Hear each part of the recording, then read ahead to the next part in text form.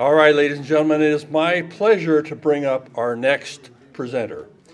Our next presenter is Ryan Jones, who is an associate curator at the National Civil Rights Museum at the Lorraine Motel in Memphis, Tennessee, where Dr. Martin Luther King Jr. was assassinated. His responsibility requires providing validity of museum interpretation and reviewing scholarly historical content shared by the museum. Ryan also has served as a subject matter expert on the assassination of Martin Luther King and its subsequent investigations and other civil rights cold cases through the 50s and 60s. Ryan is a native Memphian who studied at the University of Tennessee at Martin and has been working at the National Civil Rights Museum for 12 years. His presentation today, Martin Luther King, the Civil Rights Movement, and why his assassination was not a hate crime, but a political assassination. Ladies and gentlemen, please help me welcome Ryan Jones.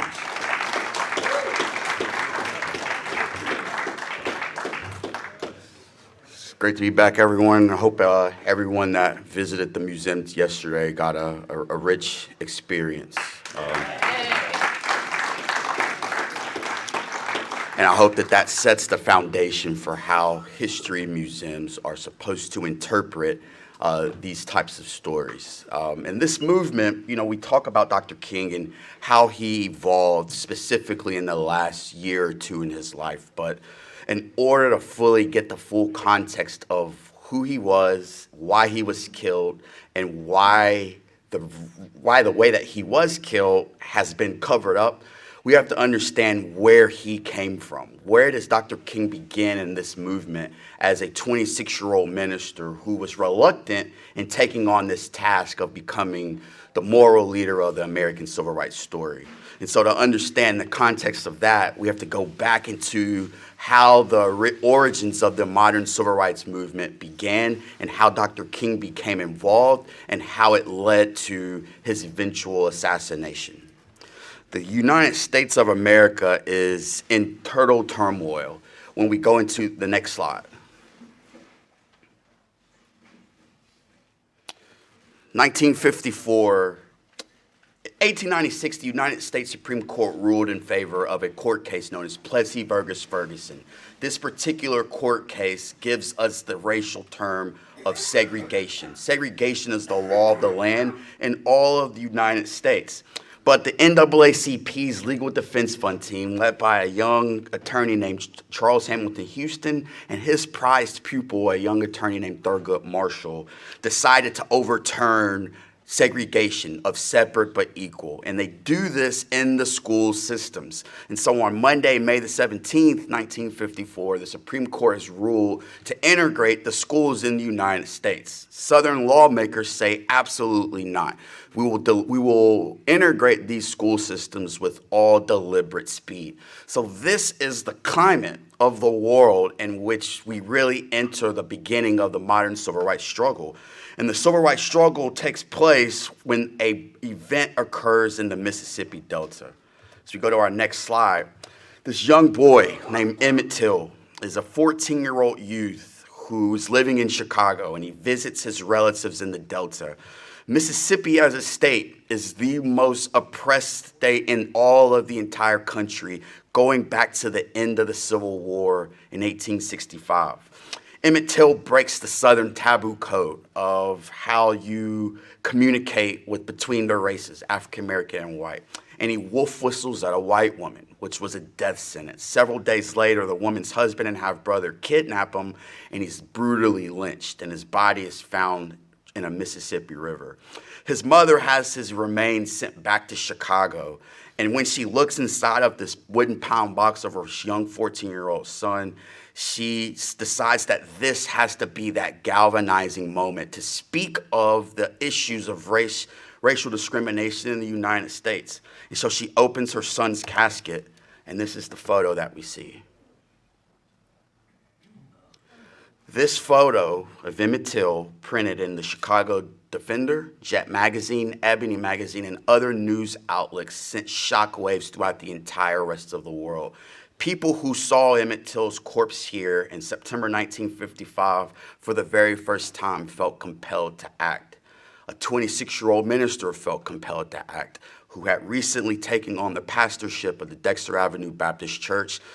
Dr. Martin Luther King Jr. responds, as we go to our next slide, responds to this boycott that begins in Montgomery, Alabama. A 42-year-old seamstress named Rosa Parks refuses to give up her seat on a Montgomery, Alabama bus. And the community of Montgomery was so enraged by her arrest that they decided not to ride the buses the following Monday.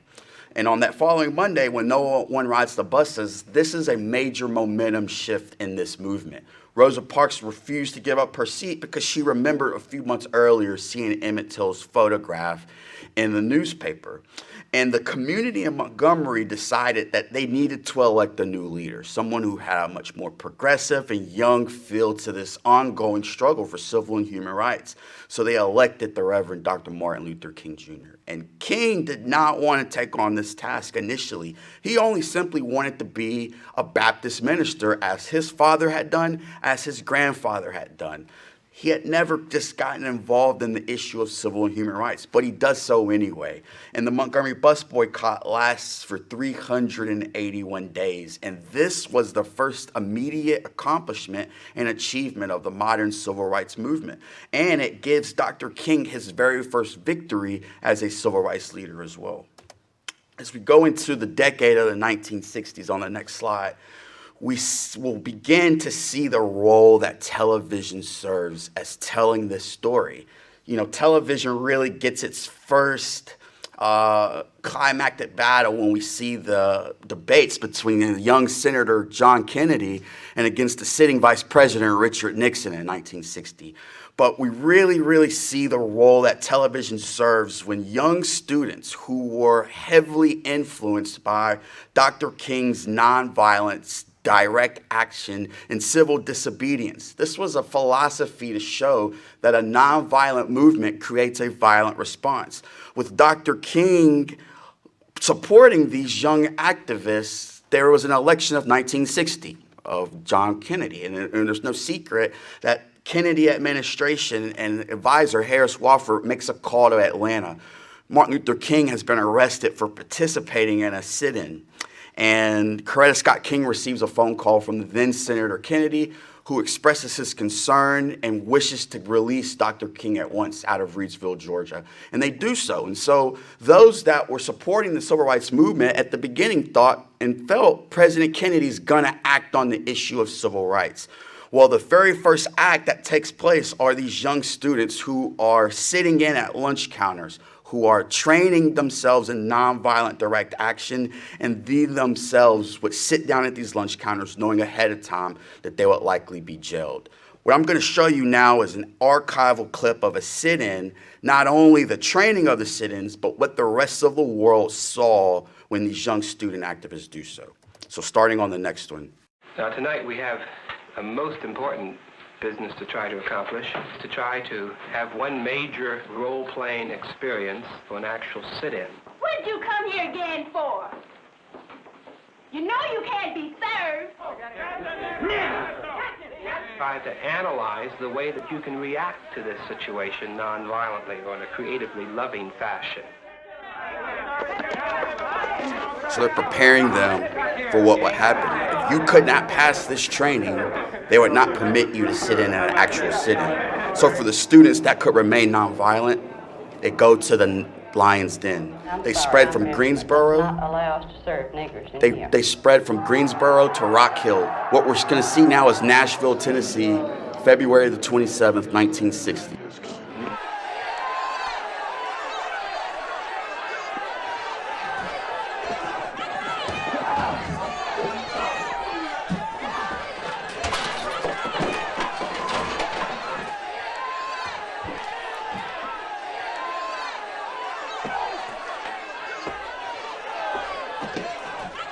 After they are attacked, they are the ones that are arrested and are charged with the crime of disturbing the peace. People who were unaccustomed to seeing racial discrimination in the South were watching this in mid-America. And people become extremely enraged and concerned that these are young students, 17, 18, 19 years old, Under the 14th Amendment, which says in 1868, if you are born in the United States, you will receive full citizenship and equal protection under the law of the United States Constitution. This was not practiced in certain areas of the United States. And so the Kennedy administration became extremely concerned with what is going on in the South, as well as the issue with Castro in Cuba and Nikita Khrushchev in the USSR, Soviet Union. But it didn't just stop here. The sit-in movement is really the first nationwide nonviolent campaign. But if we really begin to get it rolling, then the process of integration, the process of social change will be speeded up. So we'll go to our next slide. 60 years ago this very year, the civil rights movement was on trial. There were sit-ins, there were freedom rides, there were African Americans were integrating U.S. colleges and public schools, but the death of the movement was at a standstill, and Dr. King knew that, and he knew that the only way to effectively end segregation as a practice and as law was to desegregate the most segregated city in all of the United States, which was Birmingham, Alabama. As you see here, it was nicknamed Bombingham. There were over 49 bombings that had been done in the predominantly black section of the city, which was known as Dynamite Hill. The city of Birmingham was also home of the second most violent Ku Klux Klan cavern in all of its history. This was the same Klan that was responsible for attacking Nat King Cole in 1956, as well as attacking the Freedom Riders on Mother's Day 1961.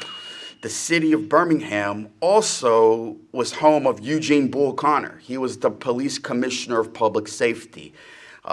He had a staunch feeling about segregation in his town.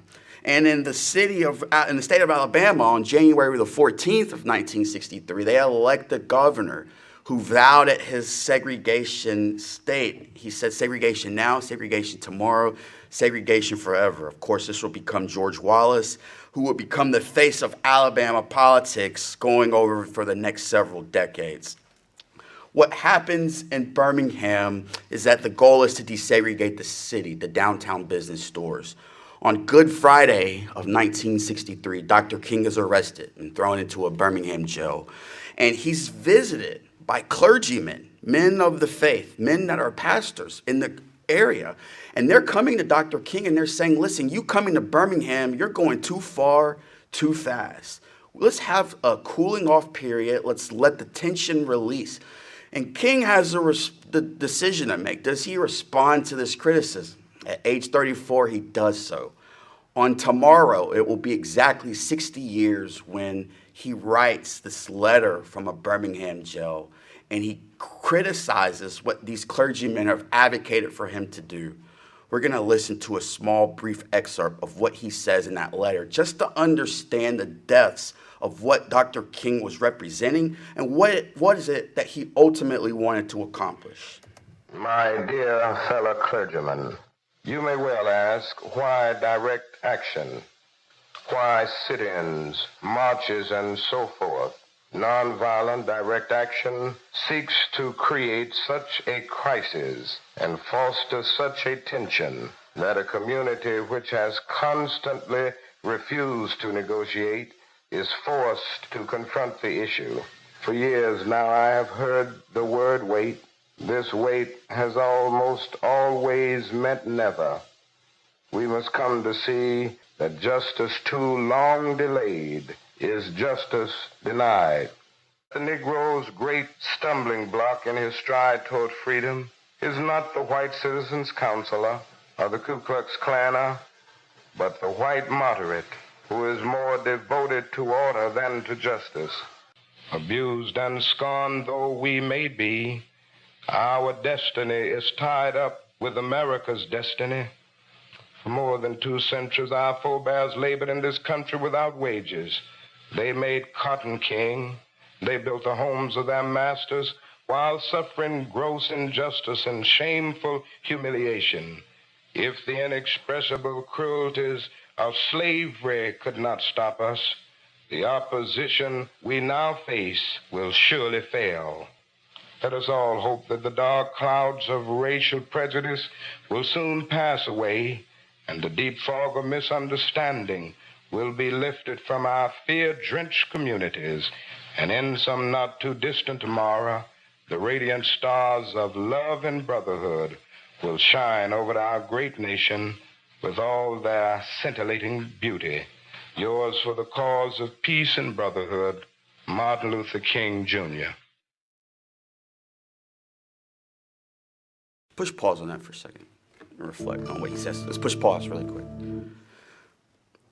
Tomorrow, that'll be 60 years ago. And the claims from those that call Martin Luther King Jr. a communist, how are those not American principles?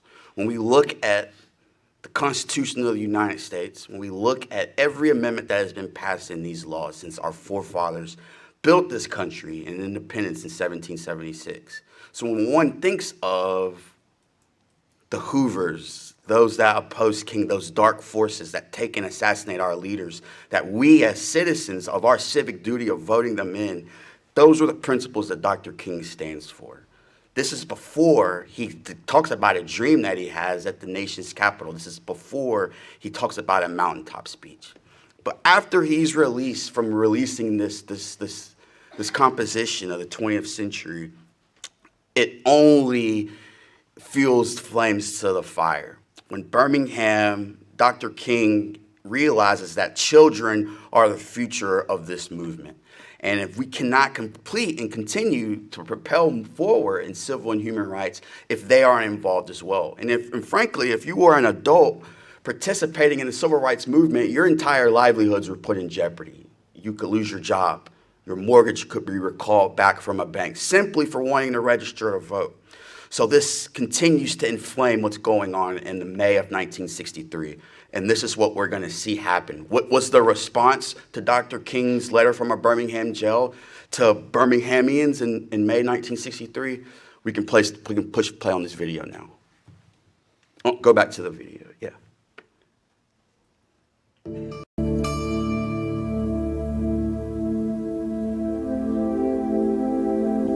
They would leave Alabama having survived the bus burnings in Anniston and the beatings in Birmingham and Montgomery.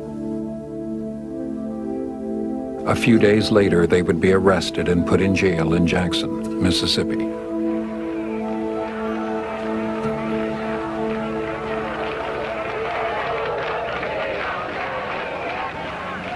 Hearing of the bravery that preceded them, blacks in Albany, Georgia, in Jackson, in Selma, Alabama, began to boycott, march, and protest.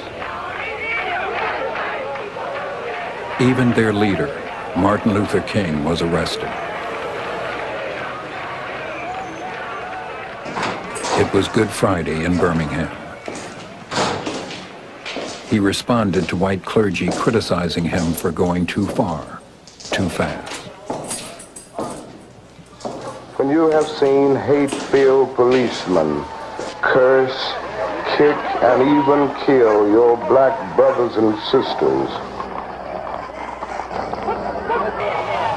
and your first name becomes nigger, your middle name becomes boy, however old you are, and you are hired by day and haunted by night by the fact that you are a Negro, living constantly at tiptoe stands, never quite knowing what to expect next, then you will understand why we find it difficult to wait.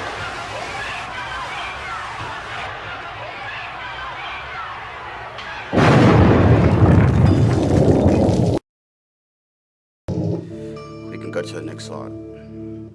Those infamous images that plagued television screens and living rooms across not only the United States, but the entire planet Earth.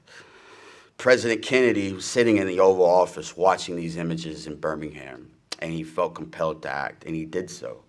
And he was the first president since Truman to act on the issue of civil rights on a legislative platform.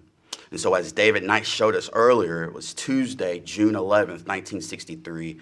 That same day, Governor Wallace stands in the doorway of the enrollment center at the University of Alabama, where 2 black students are trying to enroll at the campus.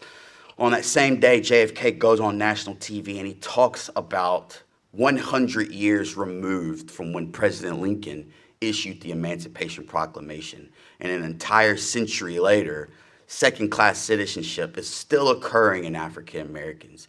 And so he proposes this bill, which will become the Civil Rights Act of 1964, signed by his successor, Lyndon Johnson. We know that LBJ keeps all of Kennedy's policies except his on in Vietnam. But Kennedy's unable to sign it because he too is a victim of assassination that November. Just minutes after going off the air, NAACP Field Secretary Medgar Evers is shot and killed in Jackson. But later that same year, they prevail. And because of the success in Birmingham, I was just told it was close to 210,000 Americans joined on Wednesday, August 28th, 1963 at the March on Washington. Dr. King talks about this dream, which was one of the very first live televised events in our nation's history. And it was the second most watched event that occurred 60 years ago. Of course, with that being the funeral of John F. Kennedy on Sunday, November 24th, and Monday, November the 25th. But because of the events in Birmingham and the passage of the Civil Rights Bill, there was still one effort left, and that was the issue of our American internal demand given to each and every single one of us once we turned the age of 18. In Mississippi, 3 civil rights workers are disappeared for trying to help register African-American voters. But by this time in mid-1964, Dr. King was in a completely different realm as a civil rights leader. He just wasn't this leader fighting for civil and human rights. He becomes this international global icon, right?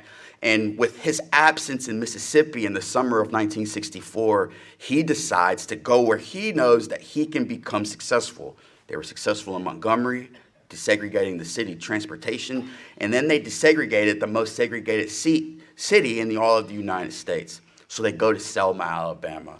A young activist named Jimmy Lee Jackson was killed for participating in a nonviolent demonstration.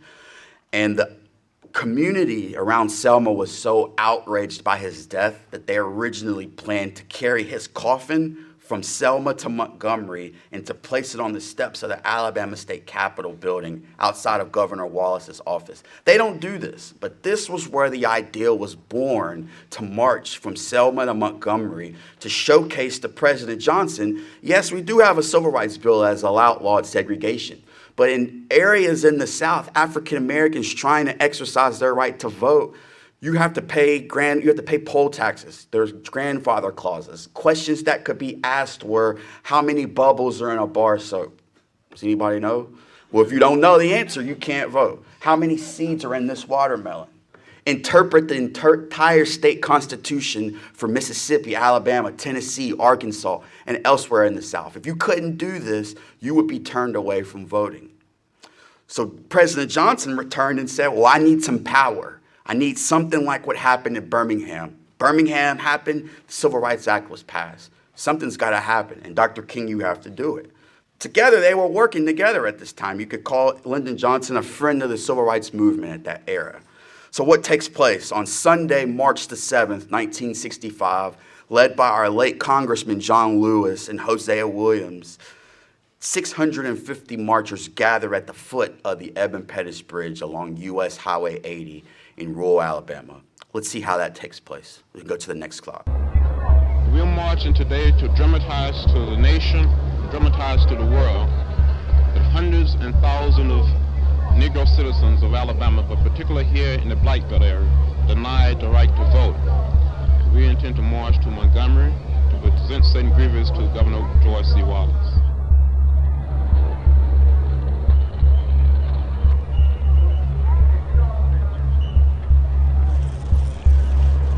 And if we get stopped, we're going to stand there and try to negotiate and talk them into letting us go ahead to Montgomery. Be detrimental to your safety to continue this march, and I'm saying that this is an unlawful assembly. You are to disperse. You are ordered to disperse, go home, or go to your church. This march will not continue. See that they turn around and disperse.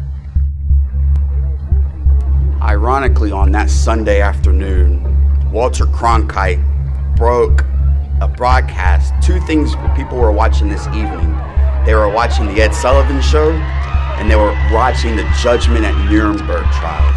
And they interrupt both of those broadcasts to show what is now infamously known as Bloody Sunday. But this was the power that LBJ needed. 2 weeks later, they continued the march, and President Johnson signs into law the Voting Rights Act of 1965 on August the 6th. Just 4 days later, the Watts riots break out in Los Angeles. And this was the shift. This was the final successful battle of King's life as a civil rights activist, because everything begins to change. He's now won a Nobel Peace Prize, and he's one of the more well-known citizens of the United States in all of our history. But the Rosetta Stone to Dr. King's assassination starts with the murder of this innocent man. Ben Chester White was a 67-year-old sharecropper who had never left a Mississippi plantation. James Meredith, who was the first African-American to integrate the University of Mississippi, Ole Miss, in October 1962, felt that even after the Civil Rights Act and Voting Rights Act, that he as a black man could not walk successfully without being attacked from Memphis, Tennessee to Jackson. He was correct. On the very first day of his march, 30 miles south of where we are, along US Highway 51, he was ambushed. He wasn't killed, but he was shot in ambush and could not continue the march. This was the first time Dr. King came to Memphis, and he checked into room 307. He didn't spend the night in 307, but he continued the march. Klansmen in the state of Mississippi, which was the most violent Klan, Alabama had the second. The White Knights of the Ku Klux Klan were the same Klan that killed Medgar Evers. They killed the Goodman, Cheney, and Schwerner in 1964. And they knew that if they could get King to come to Natchez, Mississippi, they could kill him too. And not only that, they could get away with it. See, the difference is in Mississippi, if you commit a crime against an African American, there is no protection under the law. We saw that Medgar Evers was the most well-known civil rights activist in the state for over a decade. And there's 2 trials, and not one is a conviction. Ben Chester White was only on his plantation. 2 Klansmen come up to his plantation on his yard, at his home, and they ask him, could they help him find their dog? He gets into the car. He's driven to a remote location, and he's shot 3 times in the face with a shotgun. Ben Chester White's story is not even printed outside of Natchez, Mississippi. It's rarely known. We only know because now the reason why Ben Chester White was killed was one of those Klansmen who turned FBI informant. And they tell the FBI office in Jackson, Mississippi, that the reason that they assassinated this 67-year-old man was to lure Martin Luther King to Natchez to assassinate him.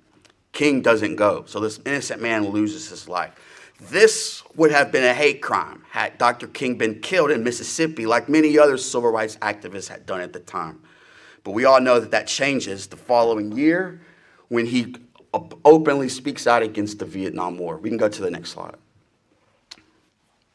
This severs his ties with LBJ. All the work that they had been doing with the Civil Rights Bill and the Voting Rights Bill, it all seems to change. And King says something in his speech. And to me, this is probably my favorite quote that he's ever given. A nation that continues year after year to spend more money on military defense than on programs of social uplift is approaching spiritual death. If America does not use her resources to end poverty in this war, then she too will go to hell. So what does this paint Dr. King as? It paints him as this unpatriotic man who shouldn't have any business talking about foreign affairs outside of civil and human rights. This is King going against the grain. Not only was he being criticized by politicians, Other black civil rights leaders were calling him unjust and unruly. So he has now painted himself in this picture as public enemy number one. To the chagrin of Hoover, this was exactly setting up the way that we needed. As we talked about yesterday, Dr. King, several months later, on December the 4th, 1967, proposes the Poor People's Campaign. He knows that he can't end the war all on his own, even though there are other movements, the STS and other anti-war rallies that were taking place going into the election of 1968. As we go to our next slide, though, I'm going to show a brief clip of Dr. King in Memphis on the first time that he came on March the 18th, 1968, at the Mason Temple. This is a different speech than the speech before he was killed. This is one that no one talks about.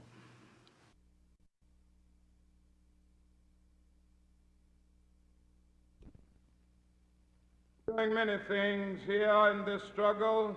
You are demanding that this city will respect the dignity of labor. So often we overlook the worth and the significance of those who are not in professional jobs, of those who are not in the so-called big jobs. But let me say to you tonight that whenever you are engaged in work that serves humanity and is for the building of humanity, it has dignity and it has worth.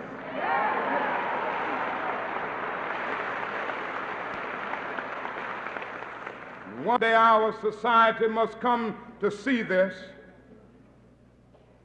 One day our society will come to respect the sanitation worker if it is to survive, for the purpose in the final analysis is as significant as the physician, for if he doesn't do his job, diseases are rampant.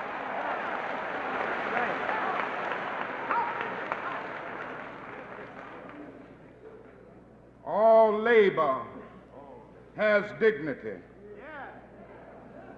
But you are doing another thing.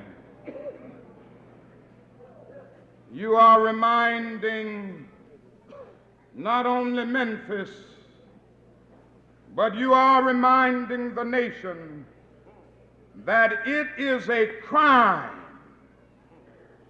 for people to live in this rich nation and receive starvation wages. We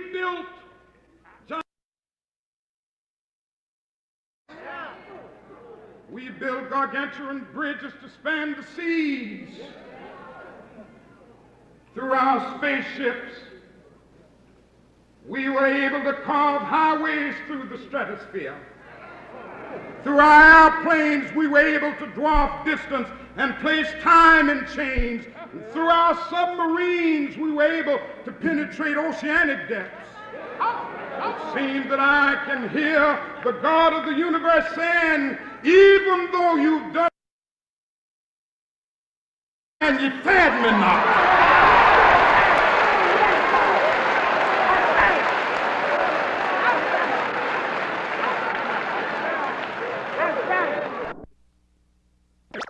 Can stick together.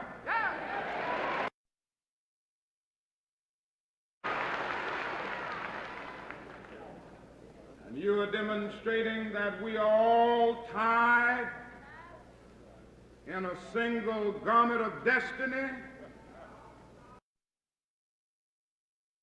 If one black person suffers, if one black person is down, we are all down.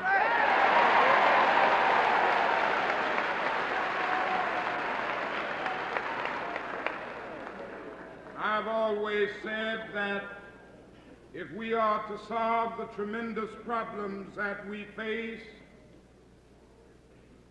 we're going to have to unite beyond the religious line. Done that in this movement in a supportive role. We have Baptists, Methodists, Presbyterian, members of the Church of God in Christ, and all of the other denominations and religious bodies that I have not mentioned.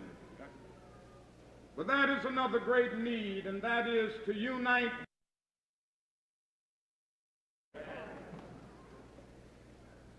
the Negro haves must join hands with the Negro have-nots.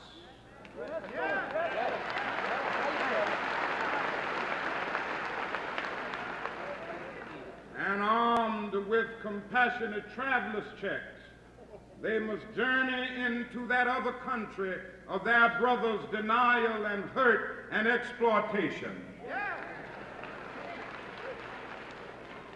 This is what you've done. You've revealed here that you recognize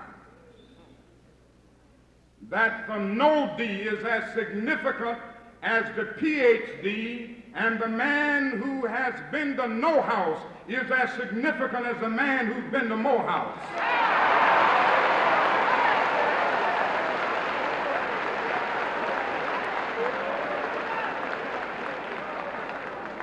I just want to commend you.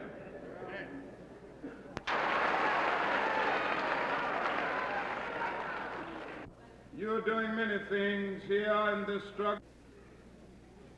You are demanding that this city will respect the dignity of labor. So often we overlook the worth and the significance of those who are not in professional jobs, of those who are not in the so-called big jobs. But let me say to you tonight that whenever you are engaged in work that serves humanity and is for the building of humanity, it has dignity and it has worth.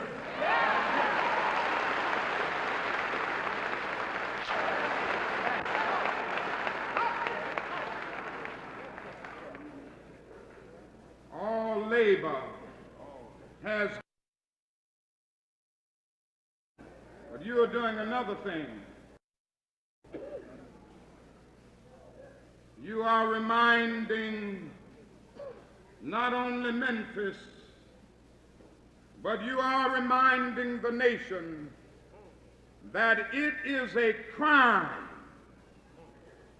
for people to live in this rich nation and receive starvation wages.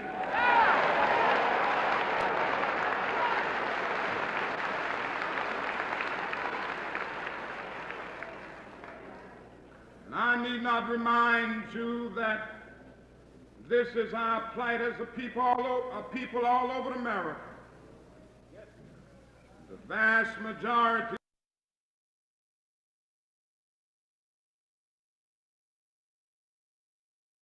on a lonely island of poverty in the midst of a vast ocean of material prosperity.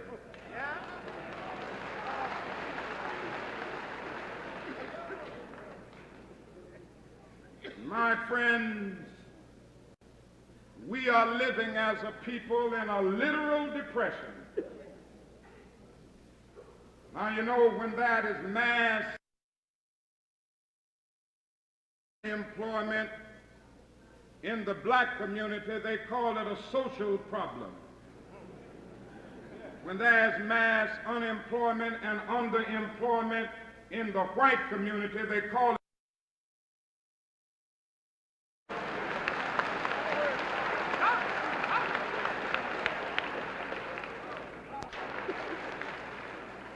They are making wages so low that they cannot begin to function in the mainstream of the economic life of our nation.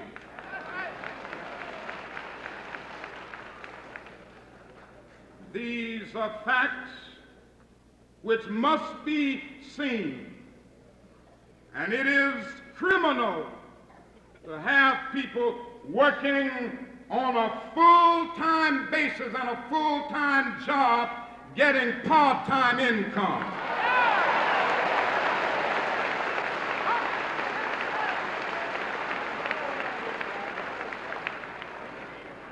And you are here tonight to demand that Memphis will the conditions that our brothers face as they work day in and day out for the well-being of the total community. You are here to demand that Memphis will see the poor. You know, Jesus reminded us in a magnificent parable one day that a man went to hell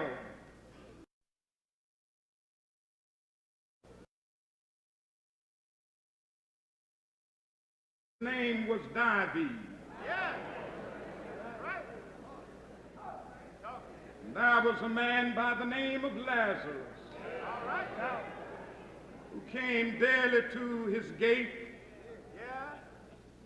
in need of the basic necessities of life. And hell if she doesn't use her wealth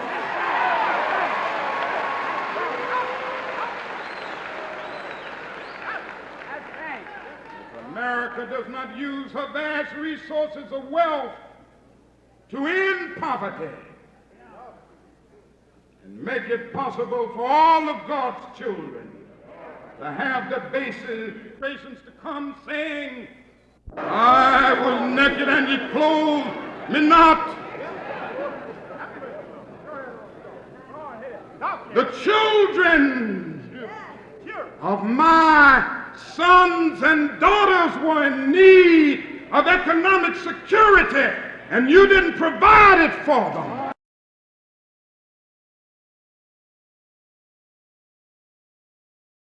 The significance of that speech alone was the final straw to set in order. 10 days later, as you see here, these are the 3 days that we know that Dr. King traveled to Memphis. Not only traveled to Memphis, but stayed at the Lorraine Motel. He came on March the 28th as well, which is not listed here because he didn't stay at the Lorraine on that particular day. This was because of the threats that were coming out of the FBI office in Memphis, reaching the SCLC. So Dr. King staying at a location like the Lorraine was a turkey shoot. There are FBI leaks that leak after on the 29th of March on 1968. And if we go next to the slide, we can read them as they happen. And it says, Martin Luther King has urged Negroes in Memphis, Tennessee to boycott white merchants in order to force compliance with Negro demands in the sanitation workers' strike in Memphis. When violence broke out during the march, King led in Memphis on 3/28/68, which was not a march led by Dr. King, it wasn't organized. They were simply using him as the poster child so that the rest of the world would pay attention. Martin Luther King Jr. is urged, King disappeared. There is a first-class Negro hotel in Memphis, the Hotel Lorraine, which we all saw yesterday afternoon. But King chose to hide out at the white-owned and operated Holiday Inn Motel. Go to the next slide. Martin Luther King, during the sanitation workers' strike, has urged them. So look, the fine Hotel Lorraine in Memphis is owned and patronized exclusively by African Americans. This isn't true. A lesser-known story. If anyone's familiar with Booker T and the MGs, an interracial group of Stax Records in Memphis at that time, they wrote and composed several major songs during that era. So the Lorraine practiced integration well before civil rights the Civil Rights Act was passed in 1964. This is just another ploy by the Memphis FBI office, a man by the name of Bill Lawrence. Almost exclusively white patronage was the place to cool it. There will be no boycott of white merchants for King and only to his followers. So he feels compelled. Nonviolence is now on trial. He has to publicly tell his closest aides, Ralph Abernathy, Andrew Young, Bernard Lee, Hosea Williams, and so many others, that we have to go back to Memphis in order to be successful in Washington this summer. And when we go back to Memphis, we're going to stay at the Lorraine Motel. And we feel safe there. The last 3 times we've gone to Memphis, we've had our own security detail. And we're going to stay in a much, Mr. Bailey is going to put us in a much safer location. Well, where's the location at? If we go to the next slide, where we were standing yesterday, I'm not sure if this works or not. Let's give it a try. Probably not. Okay, so the photograph that you see to the right, that's a photo of the Lorraine. We see to the right over there where Dr. King was killed. And then straight ahead, you see this wide open space. This was where Dr. King's room would have been. Now, if you are James Earl Ray or any assassin firing anywhere across from Mulberry Street, this is what it looked like on the other side. That left photograph is completely away from where a shooter would have been able to take aim and kill King on the balcony. So who changed Dr. King's room? Well, there were 2 separate stories that came out. As we go to the next slide, this is a colorized version of the infamous Joseph Lau photograph. We'll see the story in just a moment. The importance of this picture is to show that the individuals who are here. We always see a wounded Dr. King lying on the balcony, but see where he's lying. Keep consistent with what you all saw yesterday with the trajectory coming from that community bathroom and that second floor of the boarding house. Of course, this is Dr. King to his very right. This is Andrew Young, and that's the right hand of Ralph Abernathy. This is Mary Ellen. This is Clara Jean Esther in between them, and this is on the end, right next to the fire extinguisher, that is a young Jesse Jackson. The man that is kneeling above Dr. King is a Memphis police informant named Morrell McCullough. McCullough was infiltrating a Black Power splinter group called the Invaders. The Invaders were up on the second floor balcony of the Lorraine Motel on the day of the assassination. 10 minutes before the shot rang out, an SCLC staff knocked on the door and had the invaders removed, saying that we cannot cover your night stay today. Well, check-in for the Lorraine Motel was at 12 noon. Their pay had already been stayed. These men also were serving as marshals for the upcoming march that was to take place on Monday, April the 8th. 10 minutes later, Dr. King, this is the scene on the Lorraine Motel balcony. Members of the Invaders stated that they even heard the shot as they were still in downtown Memphis. The person responsible for removing the Invaders from their room is a minister that's still alive today who ran for president twice in the 1980s. So I don't have to say who that person is. Another photograph, going to the next slide, is one that we don't see. We see from the opposite angle. This is Andy Young looking in the area, not towards the boarding house. If you see Andrew Young, who's the closest in this photograph, he's looking directly to the left of the photograph, which is where James Orange, which is where Bernard Lafayette, which is what Solomon Jones, and 6 other people said that they see. Bernard Lee, Dr. King's personal aide, is pointing in the direction of the clump of bushes, not to the right side of the boarding house window of the Young and Morrow rooming house. This is a photograph that was taken in that same bundle of photographs that we've seen the past 55 years. This is one that the American public has yet really to see. As we go to the next slide, again, we saw this yesterday, which is great. I'm glad that we were able to see that. So now in context, you can see where we are. Here's the Lorraine. Here's Dr. King. Here's Dr. King's room where it says room 306. And then you can see in that photograph where the clump of bushes were. That's not adding up to where they said that they saw material. On top of that, all of these aides, Andy Young, Ralph Abernathy, and so many others, all were given their statements, and they all stated, we never said we were pointing to the bathroom window. Who implemented this? This was implemented by the United States media. The very first person, the man that you saw kneeling before King when the shot rang out, it was actually introduced to him that the shot came specifically from that bathroom window. After the assassination, Morrell McCullough became an operative for the CIA, which is where he retired. His daughter, who I'm really good friends with, has finally written a book on her father's so-called involvement in the assassination. It's called A Kneeling Man. It was released and published last week, so I would encourage you all to go on Amazon. It's called A Kneeling Man. My father is an eyewitness to the assassination of Martin Luther King. Next slide. Probably one of the more bizarre stories into the assassination. This is the co-owner of the Lorraine Motel to the left. This is Mrs. Lori Bailey. To the right, that's her daughter Carolyn at their wedding at the Lorraine in 1958. And that's Walter Bailey, the owner of the Lorraine. They purchased it in 1945. They were known to have many celebrities and entertainers stay there. But for Dr. King's safety, the Baileys were committed to putting him in an inner courtroom, specifically because of the violence and the threats that were coming out of Memphis following the I Am a Man sanitation workers march.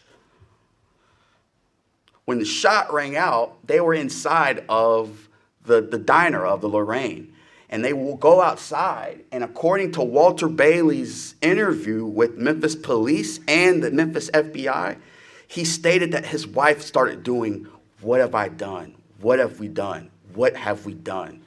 And just minutes later, she goes stiff and she has cerebral hemorrhage. A brain vessel pops in her vein and she goes into a coma. She died 5 days later on April 9th, 1968, the same day that Dr. King is laid to rest in Atlanta, Georgia.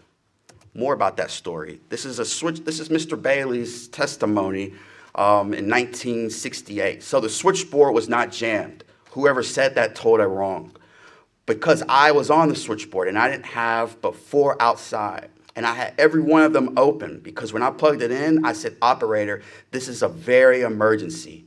Dr. King has been shot at the Lorraine Motel. Get me an ambulance and the police department immediately. And also, get me the FBI.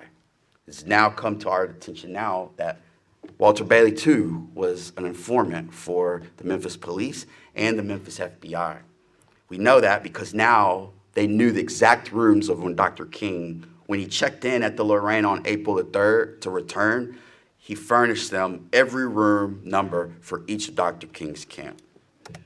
And looking at a story, one of the greatest researchers in the murder of Dr. King was a local journalist named Wayne Chastain. And he did a series of what they're called now are blogs, but back then they were articles. And the one in the blue is the one that I want us to pay attention to really quick. And it reads, Walter Bailey, a black man who had been employed 20 years. Yeah, go to the next one. Yeah, next one. There we are. Walter Bailey, a black man who had been employed 20 years by the Holiday Inn of America Incorporated, owned the Lorraine Motel. The Lorraine Motel was named after his wife, which is really named after Nat King Cole's song, Sweet Lorraine, who managed the motel during the day when he was at work. Bailey and his wife had invested their life savings in the Lorraine property and made the Lorraine a growing concern. Less than 30 minutes after the shooting of Dr. King, Mrs. Bailey dropped dead of a heart attack. Again, it was a cerebral hemorrhage. The attack came after she had learned of Dr. King's death on the 2nd floor. Before the attack and seconds after she had been informed of the shooting, an employee told this writer, Mrs. Bailey groaned, "My God, what have I done?"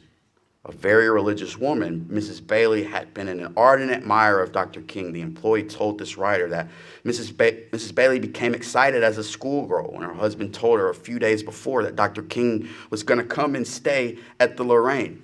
On the other side, it says, then on April 2nd, Tuesday, the day before he arrives in Memphis, Mrs. Bailey receives a visit by a man she presumed to be black, but whom an employee later warned her was a white man pretending to be black.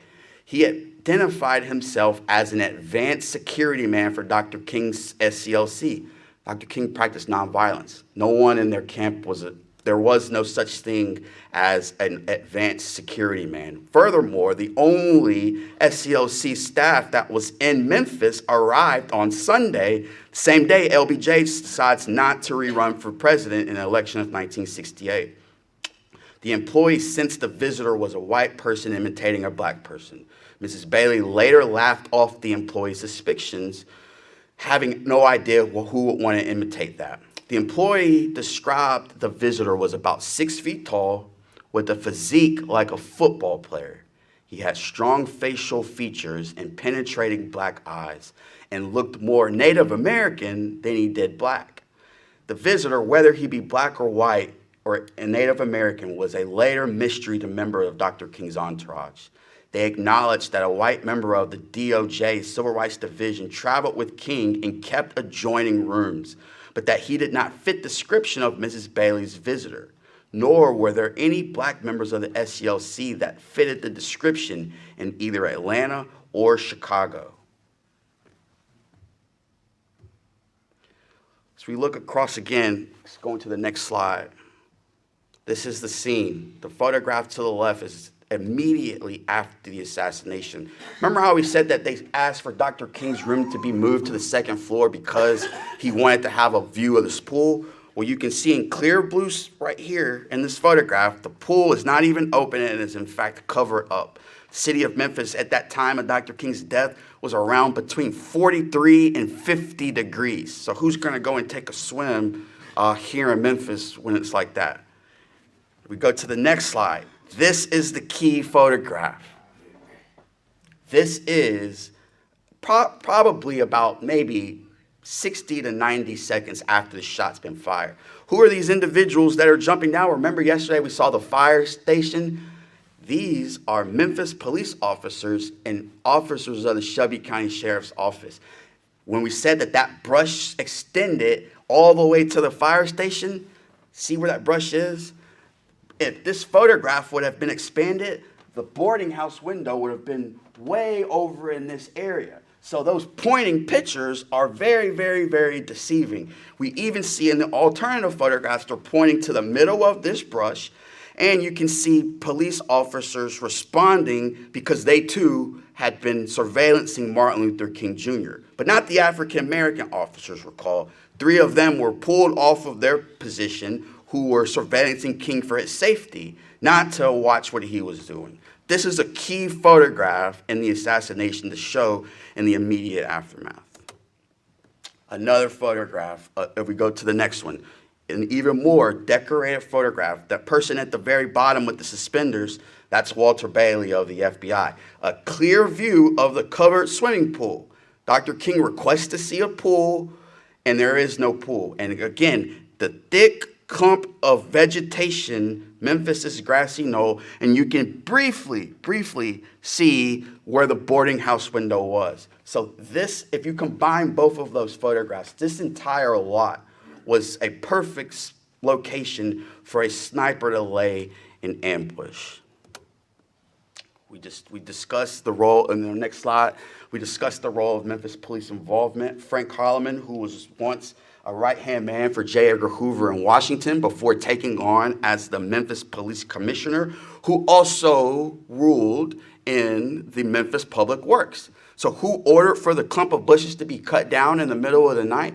It was Frank Harleman.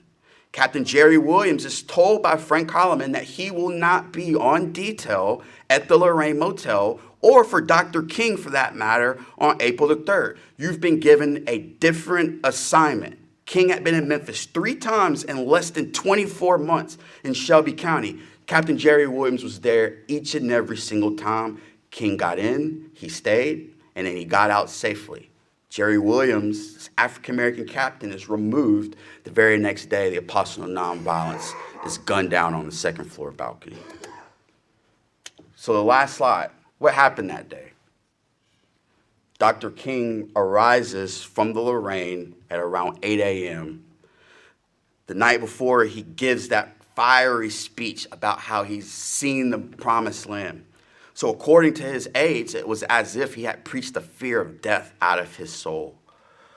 That morning, Andrew Young goes to federal court to have the injunction lifted off of him. And then there's a call made to Detective Ed Reddick, who's surveillancing watching Dr. King at the fire station. Frank Holloman calls him off. And Dr. King's aides are traveling across the town to encourage young students to march in the march that was to take place that following Monday. At around 5 p.m., Dr. King is downstairs in room 202 with his younger brother, A.D. King, and other members of his entourage in the SCLC. And they are to go and eat dinner at a local Memphis minister's home, Samuel Billy Kyle's. Dr. King goes upstairs and he gets dressed in room 306. He steps outside, and then from there is activity going on in the building across the street. Who is in room 5B? Is it James O'Ray? James O'Ray says he's not there. Who's in the clump of bushes? Is it Lloyd Jowers? Is it Lieutenant Earl Clark? Is it Frank Strouser? We really don't know. The key here is that Dr. King's assassination makes headlines across the entire country.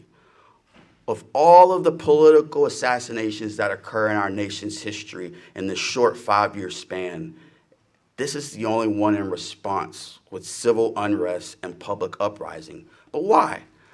Why would the nation mourn a man who's fought nonviolence for his entire life, yet is killed so violently on the balcony of a Memphis motel? Jesse Jackson is pointing in the direction of where he was standing when he saw the shot ring out. He was pointing directly below and was probably the closest person of impact when King was hit. And he emphatically says, when I saw Dr. King rise up from the balcony and slightly turn and look, and he said, "Do you really think I'll need a coat?" And it was lifted off the ground back into the doorway of room 306 and fell to his wound. So when we continue, that's all we have for today. When we look at the study of the assassination, this fight is not over. There is more evidence to be uncovered. There will be a documentary that will be released sometime in 2024 that myself and others will be a part of.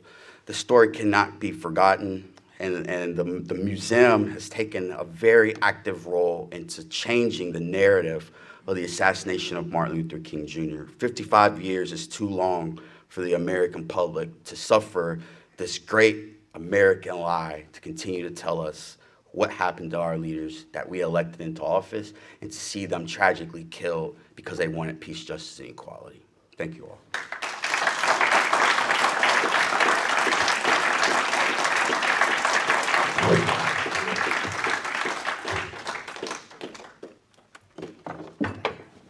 I didn't know we had any questions. I'm sorry. Oh, and I do too.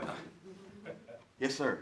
So the Pentagon, the Army was very, very concerned about what King was doing with respect to the Vietnam War, as you know. We've talked about.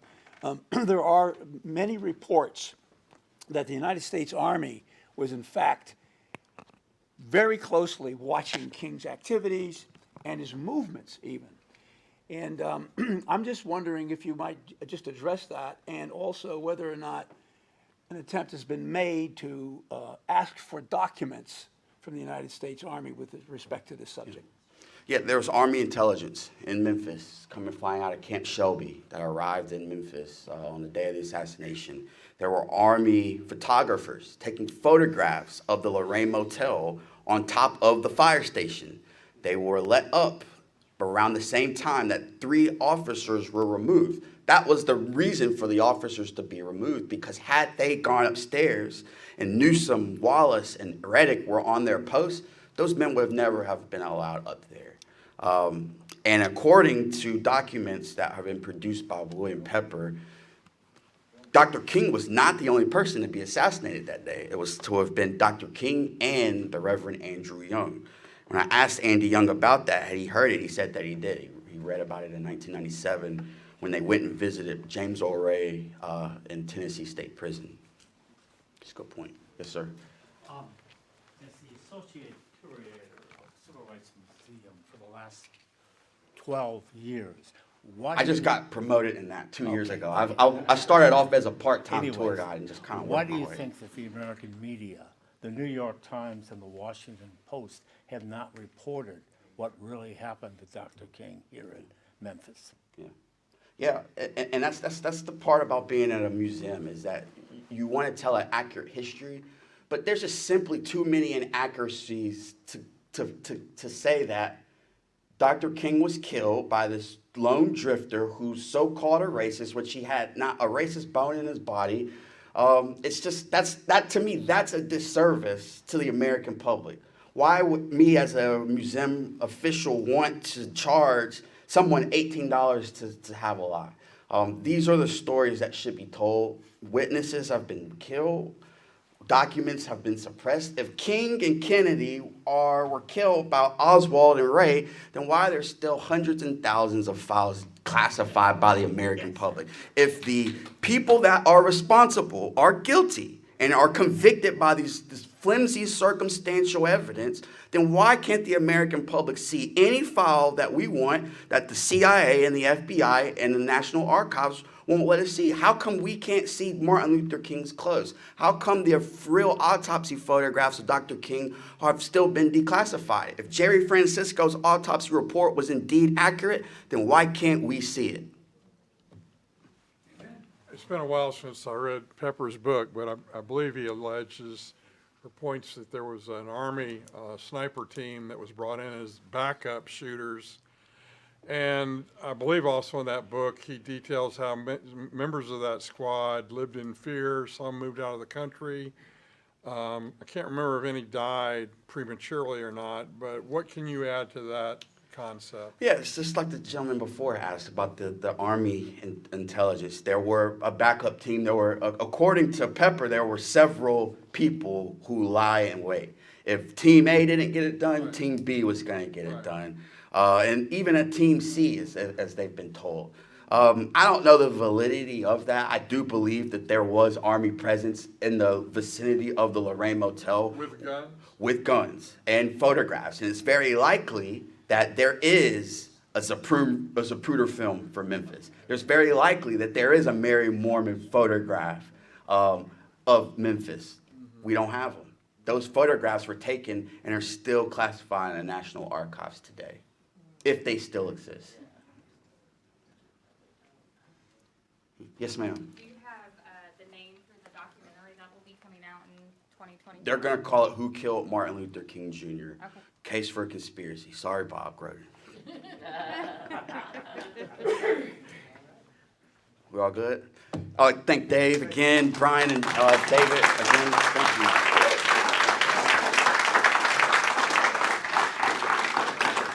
you. Ladies and gentlemen, Ryan Jones. And Ryan, I want to personally thank you for your presentation. It's uncomfortable being reminded of what those protesters had to endure. I was a child of the 60s. I grew up in the 60s. I remember vividly watching the news coverage and watching the police batons, the police dogs, the firemen's fire hoses, and being uncomfortable with that. I lived in Arizona. My grandparents lived in North Carolina, and occasionally we would go and visit my grandparents. And I remember traveling across the South. I remember the white-only restrooms. I remember the white-only water fountains. And one of the most impactful stories that I have of my childhood was visiting with my grandparents and my grandmother and her black helper creating Sunday lunch. And we were sitting around this big table, and there were plenty of spaces. And I remember looking through the kitchen door, and it had glass, and the black helper is sitting with her lunch on her lap. And out of my ignorance, I invited her to come sit with us. And she gave me a look. She didn't say anything, but what I got out of that message was, "You stupid little white boy, you don't know what you're asking." That left an indelible impression on me. I can't believe that what we as Americans have done to our fellow Americans. And I think it's damn well time that we make amends for what we have done and do our best to move forward for racial equality. And Ryan, thank you for what you've done and what you're continuing to do, and I know what you will do in the future. Thank you. Amen.